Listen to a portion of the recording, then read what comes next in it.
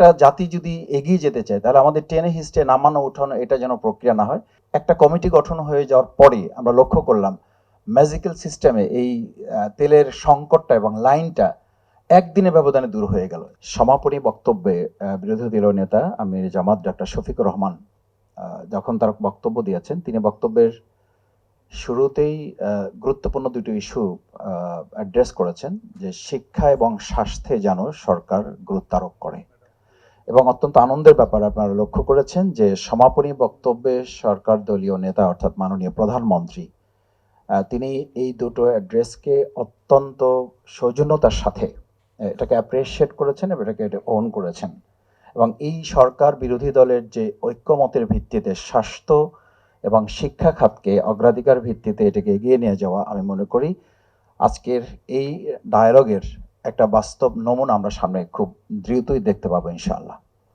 সম্মানিত সুধীজন, দ্বিতীয় হচ্ছে যে আপনারা আপনি কি বলছেন তাহলে শিক্ষা এবং স্বাস্থ্যের ক্ষেত্রে একটি দ্বিদলীয় ঐক্যমত্য জাতীয়ভাবে সৃষ্টি হচ্ছে?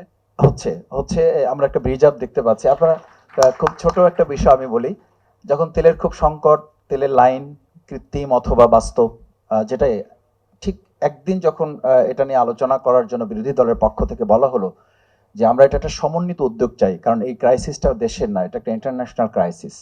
ঠিক একটা কমিটি গঠন হয়ে যাওয়ার পরে আমরা লক্ষ্য করলাম ম্যাজিক্যাল সিস্টেমে এই তেলের সংকটটা এবং লাইনটা একদিনের ব্যবধানে দূর হয়ে গেল এবং একটা আস্থার জায়গায় তৈরি হলো।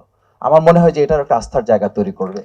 সুতরাং এটা অত্যন্ত গুরুত্বপূর্ণ যে আমাদের আলোচনার ভিত্তিতে কাজগুলো এগিয়ে নিয়ে যাওয়া, কে ছোট কে বড়, কে এগিয়ে যাবে কে পিছিয়ে যাবে। এবং আমিও আজকে বিরোধী দলের সাংসদ হিসাবে বা সংসদ সদস্য হিসাবে শুধু সমালোচনা করার জন্য অথবা টেনে ধরার জন্য, আমরা ছাত্র জীবনে আমার বিশ্ববিদ্যালয়ের যিনি বাংলার ছিলেন, আমার যিনি কোঅর্ডিনেটর ছিলেন, তিনি আমাকে বলতেন যে আমরা জাতি হিসাবে কোনো কিছু মনে করো না, আমরা জাতি হিসাবে হলো কাকড়ার জাতিতে আছি এখনো।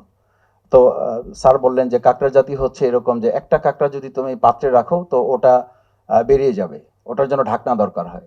আর যদি অনেকগুলো কাকড়া একটা পাত্রের মধ্যে রাখো তো ওটার জন্য ঢাকনার দরকার হয় না, কারণ ওই কাকড়াগুলো প্রত্যেকে যারাই উঠতে চাইবে নিচে আর একটা প্রতিযোগিতায় থাকে, ওকে টেনে নিচে নামিয়ে ধরার জন্য ও যে কোনোভাবে সে ব্যবস্থা করে, সুতরাং ওটাকে ঢাকার দরকার হয় না।